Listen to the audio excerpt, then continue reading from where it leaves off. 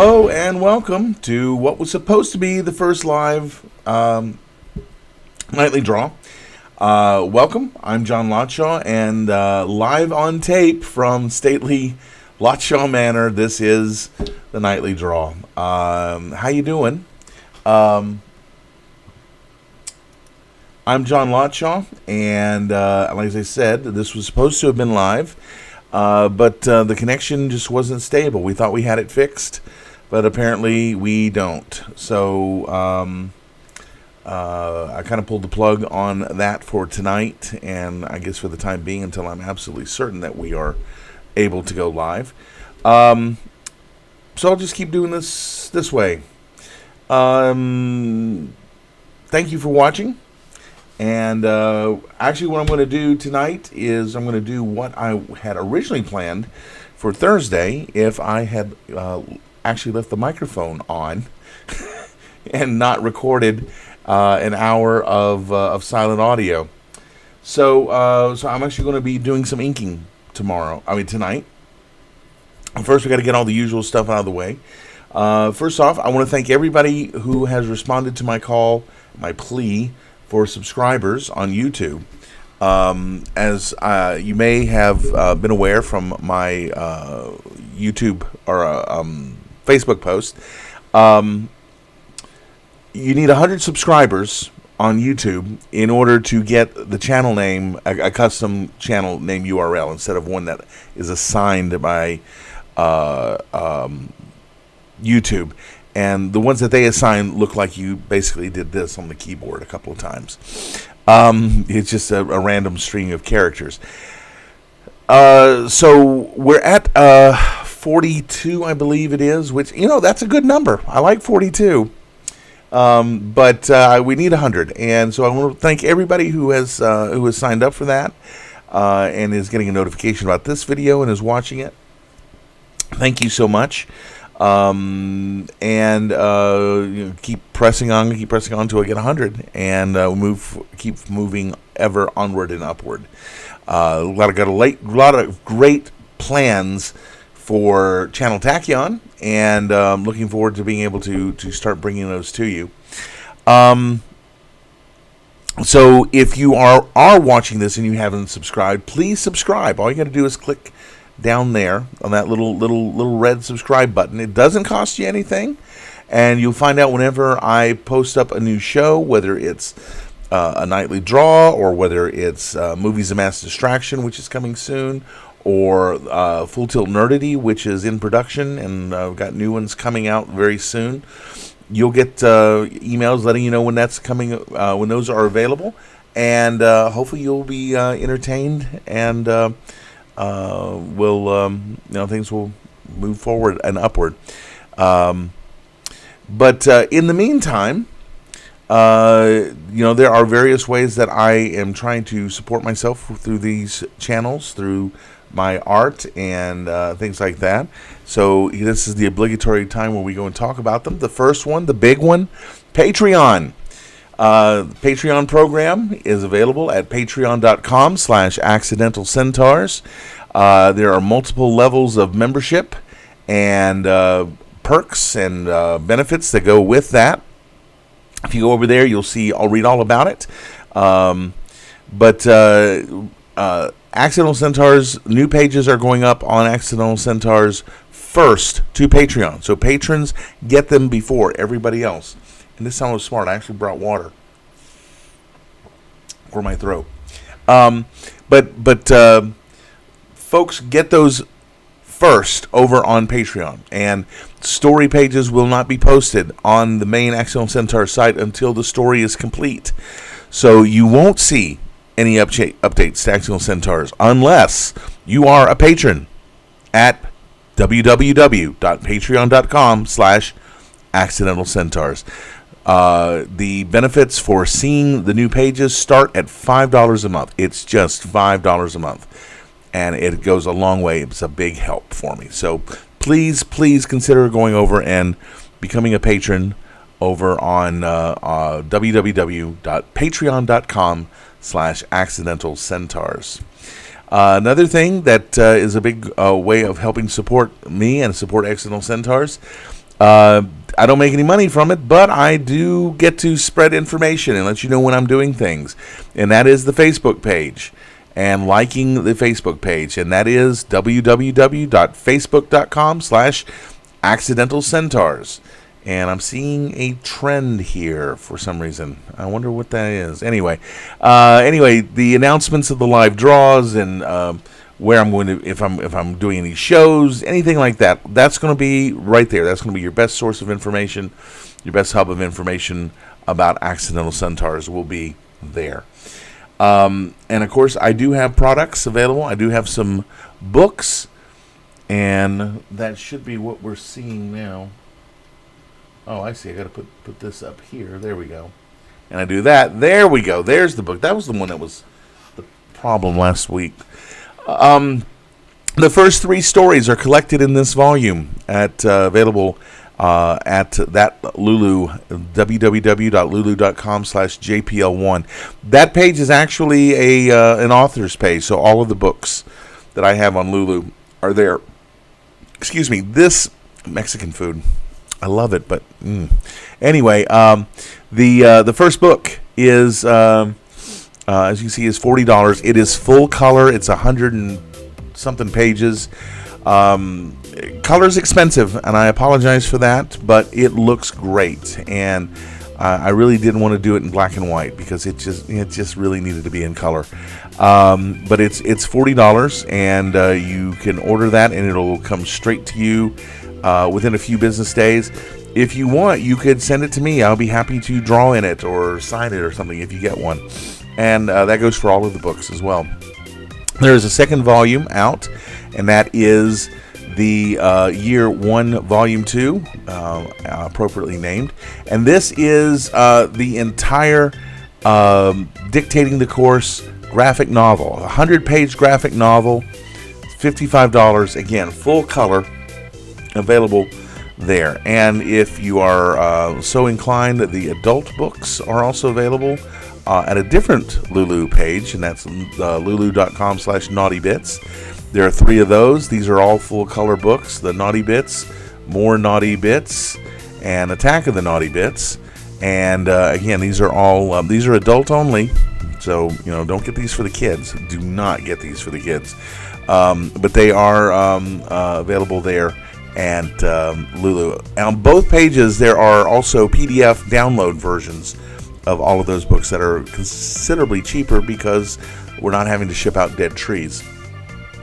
So sales of those do help support Accidental Centaurs and keep things going for me. And then finally, there's Dragon Con. Dragon Con is coming up September 1st through 4th in Atlanta. We're probably going to be, I think we're going to be back over at America's Mart, which was where we were last year. It really worked out well, I think. Getting some bugs out of it, but it was good. We are going to be there. I'll be there with Bill Holbrook again. I'll be there with the Eisner-winning editor of Hogan's Alley, Tom Heinches, 2 very good friends of mine. Looking forward to it, as I do every year. Looking forward to it with some trepidation because it's always, oh my gosh, it's all these people and everything. As you can see, and that picture is just really scratching the surface. That is nothing compared. That's light. That's Dragon Con light in that picture.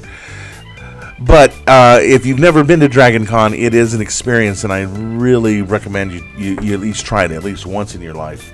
It's kind of like Comic Con, which is just a madhouse also, but in Dragon Con's a madhouse, but in a good way too. It's a great cosplay convention. So if you like cosplay and you like seeing what people come up with, it's a great place for that. And of course, I'm going to be there. In spite of all that, it's still a great convention. So I don't know where I'll be yet. What exactly I'll be, but I will make that announcement as we get closer and I know more. So anyway, there we go. I'm gonna still getting used to that. Okay, so now we got all the money stuff out of the way, all the stuff that pays, or hopefully pays. Still, seriously, I really need those YouTube subscribers, and please consider being a patron. Accidental Centaurs I need that for just to keep things going, and I'd hate to be doing all of this work just for 3 people who are reading the strip. So please consider becoming a patron. As I said, it doesn't cost that much, and every little bit helps. So thank you in advance for that. Okay, so now drawing. Here we go. Finally going to get around to drawing. As I said, this time I prepared and I brought water. This bottle, my friend Erica McCarthy got it for me at I don't know where she was. She was somewhere. She went somewhere and got it. Nice bottle. I like the little straw built into it. That's nice. Okay, so drawing. Here we go. Last time I tried to do this, I had a different page, and this is the one that I'd started penciling. Let me get the microphone out of the shot there. This is the one that I started penciling on. When did I start penciling? Friday. Friday I was penciling this. Let me show you my tools for this. These are dip pens. These are dip pens. They are called that because you dip them in ink. It's a piece of wood with some cork in it and a little metal flange in there, and a metal nib. The metal nib has a hole in it, as you can see there. It's got a hole which acts as a reservoir for the ink, and there's it's actually split down the middle. And as I put pressure on it, it allows the ink to flow onto the paper. The ink is, let me get it here.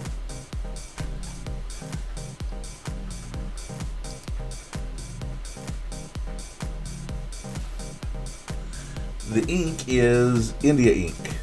This is Dr. Martin's Bombay India ink. I get this over at I get this a lot of places. It's about $5 for this little bottle, and this bottle goes a long way. And it usually stays way over there, away from the paper, because if I don't, I will knock it over, and I'll get ink all over everything. Where is the proper pen that I was going to use?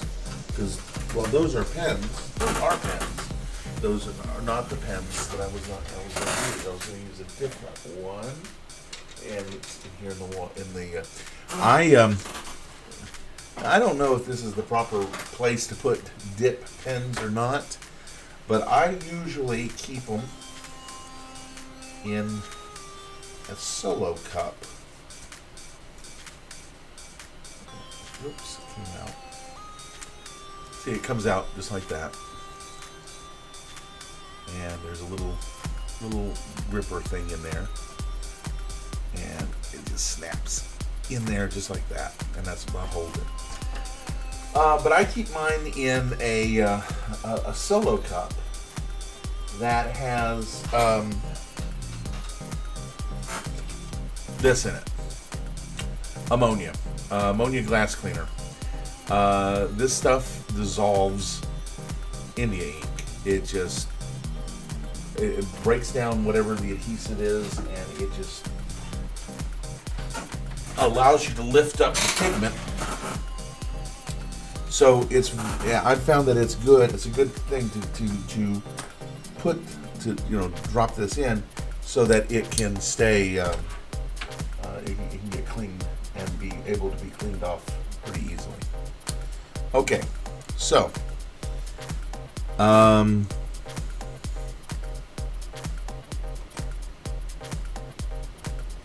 right. The thing is to get some ink on here, but not too much ink, because if you get too much ink, then it'll kind of blob off, and that's no good for anybody.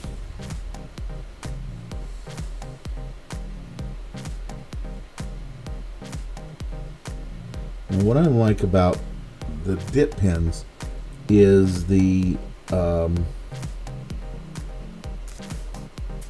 what you can do with the line weight.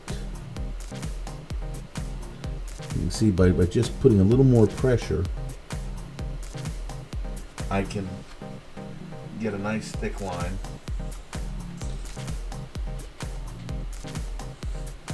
Or by lightly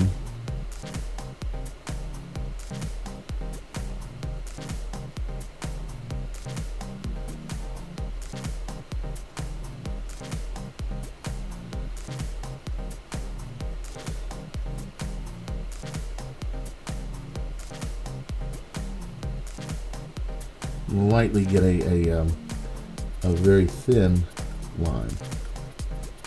Now, reason why Sam doesn't look like she normally looks like here is because in this panel it's part of a gag where she is being rained on, so she's drenched.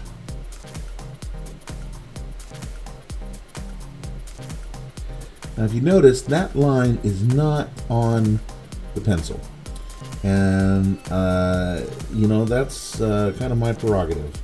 I don't. I reserve the right to, at the last minute, and this is the last minute for this art, make a modification and not follow the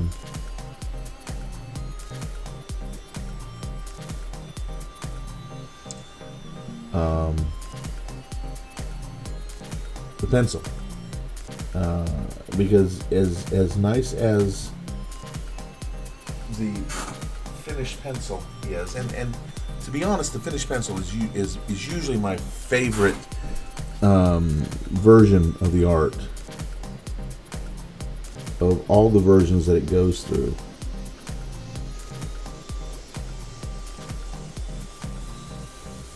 Sometimes it's still not perfect, and this is my last chance to get it right. Now, since I'm right-handed, I'm going to be drawing basically left to right. If I was left-handed, I would be doing the other way, and the reason why is I don't want to put my hand right there where I've got wet ink, because I have done that more times than I really want to admit to, although I kind of just did, didn't I?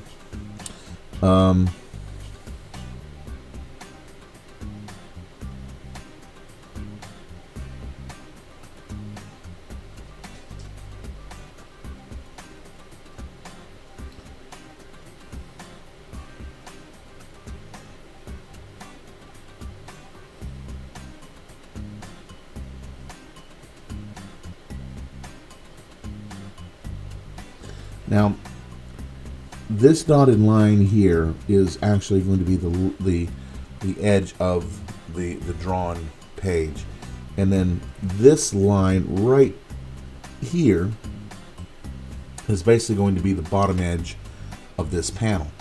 And so, of course, the lines are going past that in order to be able to have the artwork go all the way off the panel. I don't always get it right. Sometimes I'll, there'll be a little gap, and I have to go and I have to fix it in Photoshop.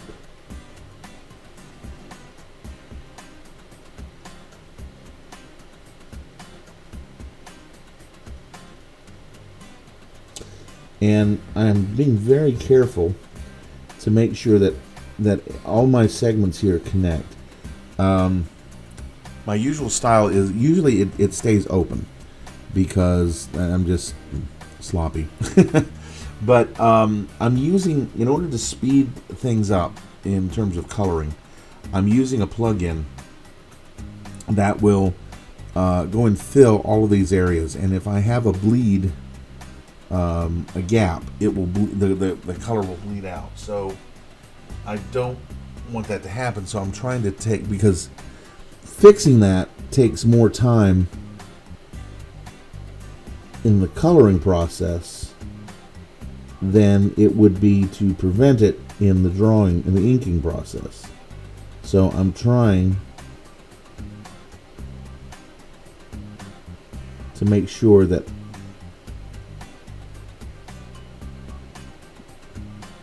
because that is a huge time saver, and it is worth it to make sure that everything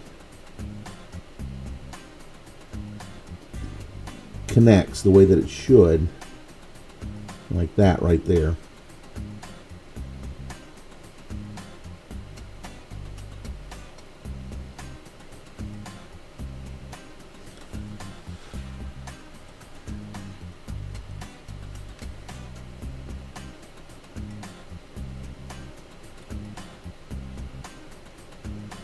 Trying to remember all the things that I'd said on Thursday because as I said, this is basically a reshoot of the show from Thursday. And to make sure, okay, the audio is rolling, so I do have audio, so that's good.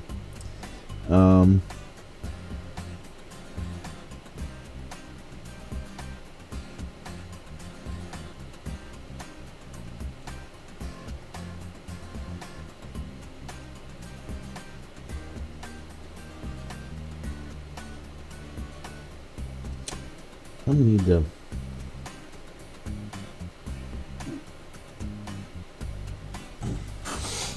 see about some music, some nice long pieces of public domain music.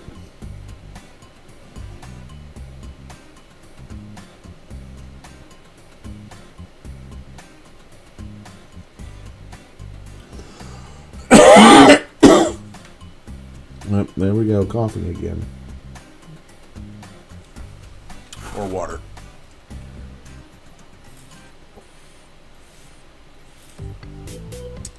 That helps.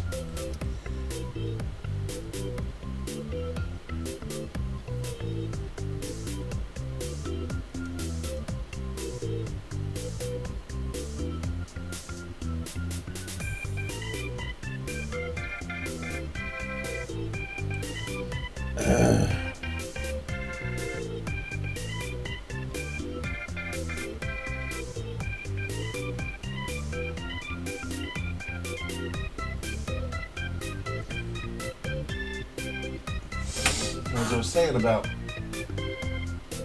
the bits that go off the edge,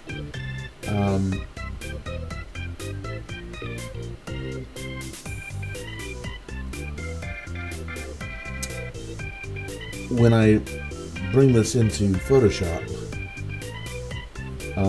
I will cut this off down here.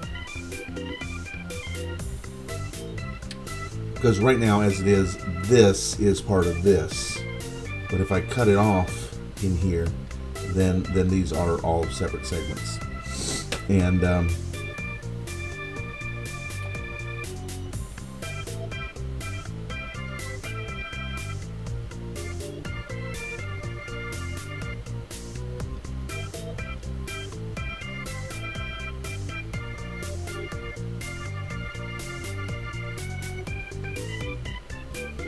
I think the number one thing that I ignore my pencil drawing on when I'm inking is going to be the hands, just like I did there with Alex a little bit, because hands are just a little, well, they're so expressive, and they're such an important part of a character's expression that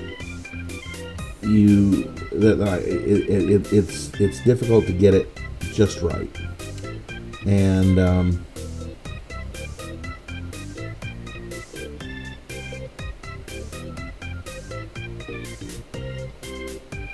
so I will usually, sometimes I will notice, that thumb just isn't exactly right, or the way the hand is being held just isn't 100% right. And so So I will make an adjustment at the moment of inking, and hope for the best. And then sometimes even that doesn't work right, because I'll get it over into the scanning and the coloring stage, and I'll look at it and say, ugh, no, it still isn't right. So I have to try to fix it in Photoshop. And then you have cases like I had with there was a scene in Negative Spaces where Negasam is looking at the blood on her hands. It's my big Macbeth moment. And even with all that, I still had the hands mixed up. So the thumbs were on the inside. The hands were upside down, even though they were. So it was like this. And then I had to end up going up and redoing the whole panel in Photoshop after it had already gone up, and people said, "Oh, you know what? You got those hands backwards." Oops. And they don't call me the crackpot cartoonist for nothing.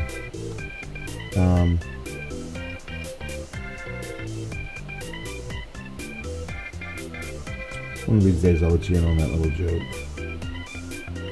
But believe me, it's very little joke. It's a very little joke, but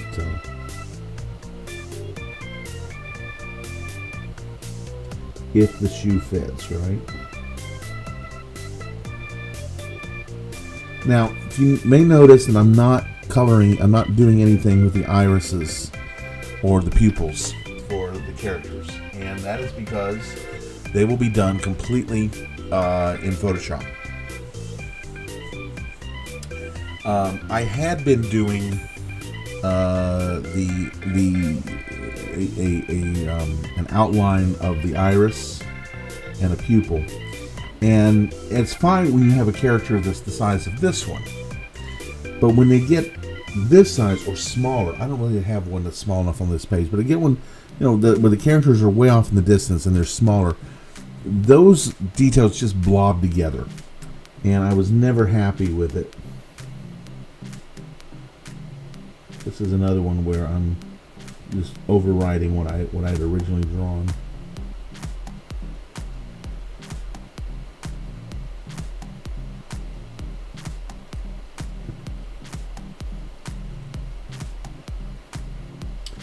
But so I don't even remember what I was drawing. It was probably a picture of Sam, and I was coloring it with the Copics, I remember, and I did it so that I didn't have her irises in there, and I didn't do the pupils because I was going to do that afterwards, and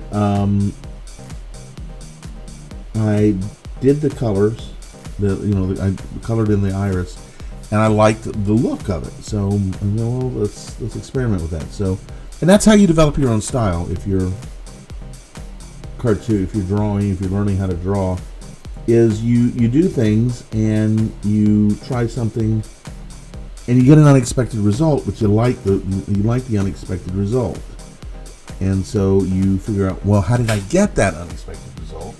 And can I duplicate it? And you keep working until you do duplicate it, and the next thing you know, you've got your own style. When I started drawing, all of my stuff, I was copying Peanuts, and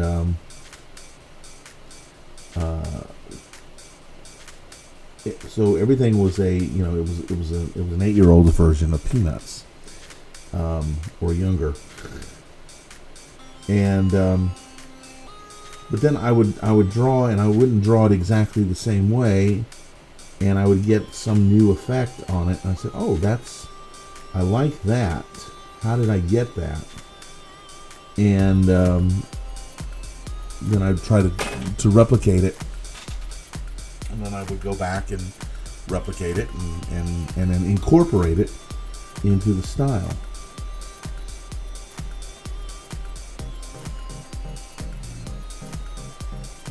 For example, I remember the way that I draw the cheek bone here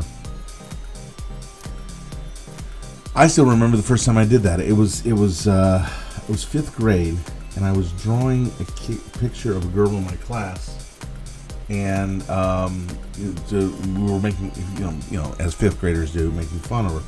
And I drew her with this giant chipmunk cheek on the side of her face. And I realized, oh, wait a minute, you know what? That looks like the cheekbone. The way pupils, it's not exactly, but it suggests that. So I started incorporating a less exaggerated version of that into what I would draw from then on. And that became this style that I have for the cheekbone. And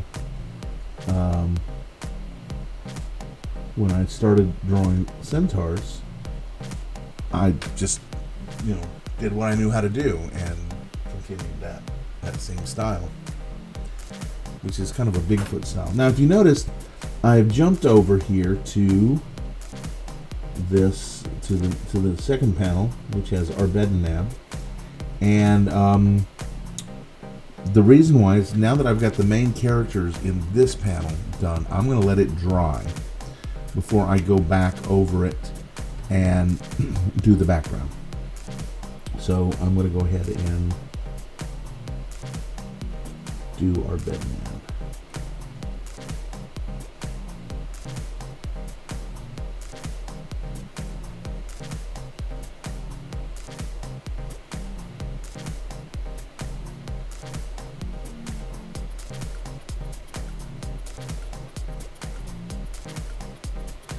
I think every cartoon starts out by emulating somebody else, and then we start finding the ways to individualize the artwork. Because I think we all get into it because there's somebody who's cartooning that we admire. In my case, it was Charles Schulz. It was Peanuts, and my gateway drug to it was the holiday specials. And I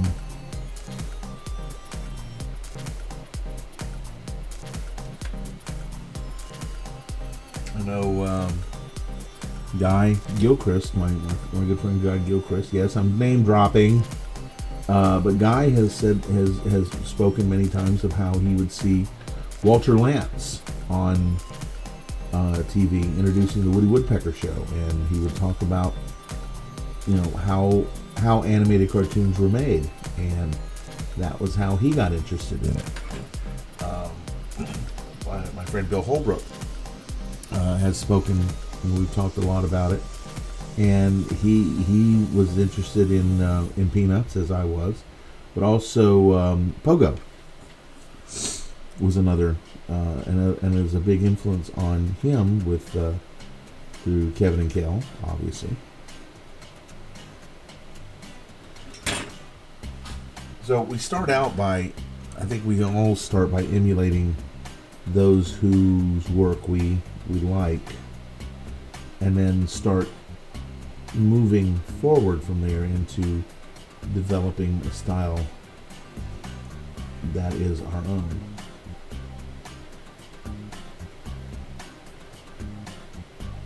Whether that style is any good or not is completely a different matter altogether. But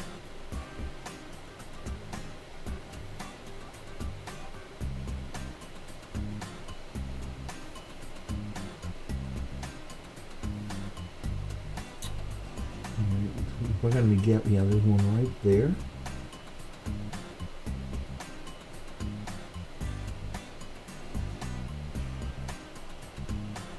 And let's go. Okay.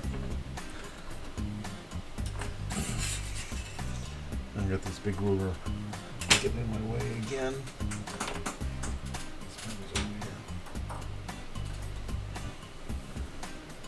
Okay, now I'm going to let Arbedinab dry before I go back and do anything up there.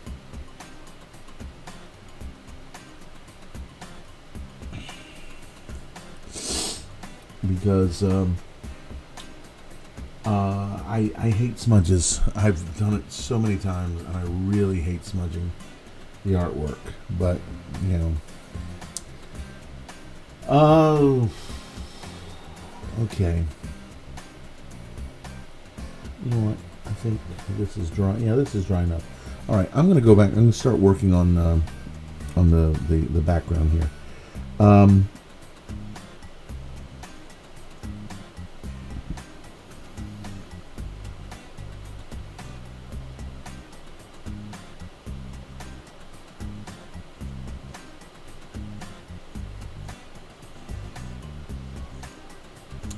I don't know what it is about cross-hatching, but I find it strangely satisfying when I do any kind of cross-hatching like that. Oh, yeah, Sam. Here is this is a special. The rain will be added as a special effect at coloring time. So I'm not drawing the rain because otherwise it would just be this mass of black lines. And you wouldn't see anything. Now,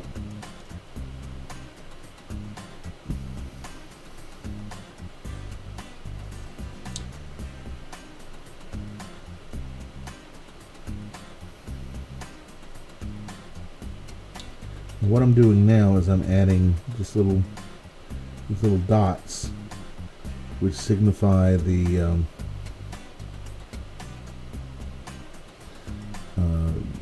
the dirt and the dust of the desert, open ground. Now,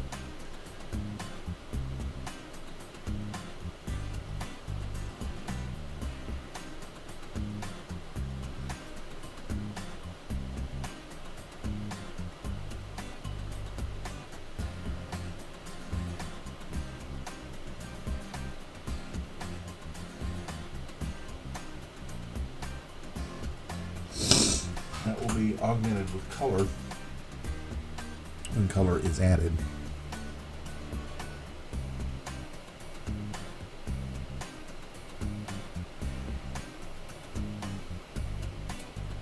I don't have it in this particular panel, but I usually, when I need to draw some rocks, I will usually drop in exactly 3 rocks. And there's a little in joke there. And I was actually doing this before I started working with Guy and helping on some Nancy stuff. But Ernie Bushmiller, the creator and longtime writer and artist of Nancy, whenever he needed some rocks in his backgrounds, he would always draw exactly 3 rocks. And the reason why is because 1 rock is a rock. It's not some rocks, it is a rock. 2 rocks are a couple of rocks. 3 rocks, that's some rocks.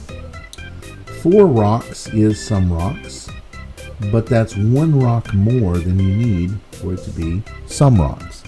So Ernie, being the epitome of efficiency that he was, because he was very efficient in setting up and delivering a gag.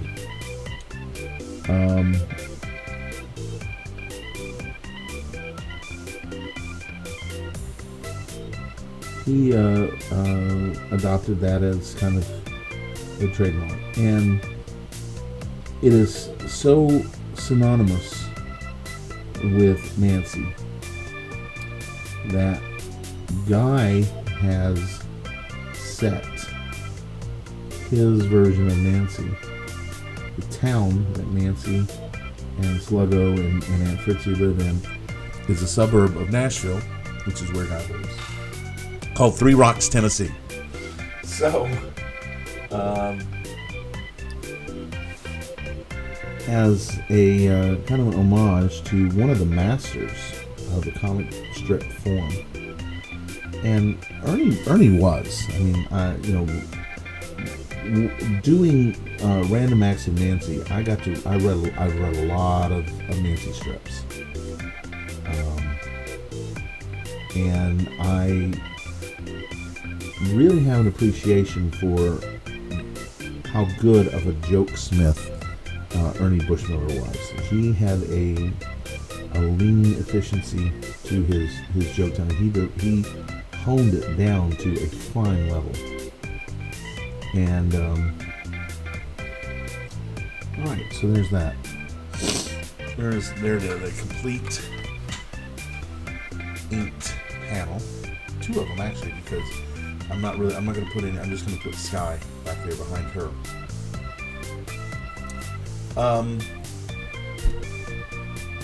So there we go. That's I don't even know how long that took, but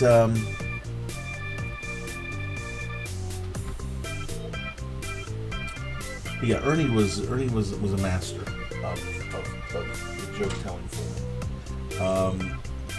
Not only did he do Nancy, but he was also a writer for Harold Lloyd, who of course is best known for his famous Safety Last, where he's hanging off the clock tower, kind of the inspiration for Doc Brown, right?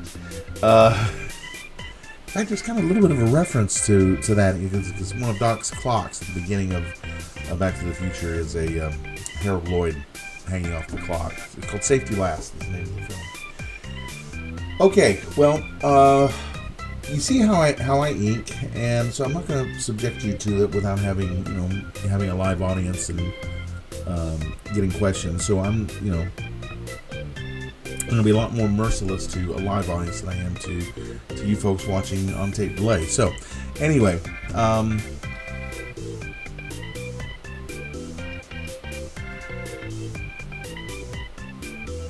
so there we are. Oh boy, I got blown out again. Yes, I do have my glasses off because I really can't see very well down there without them. Hold on a second. Let me.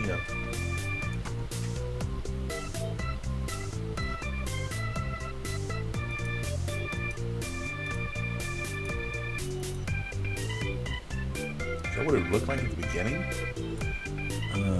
No, couldn't be. Anyway, one of the things that I've got to do is I've got to get the lighting situation here arranged and worked out.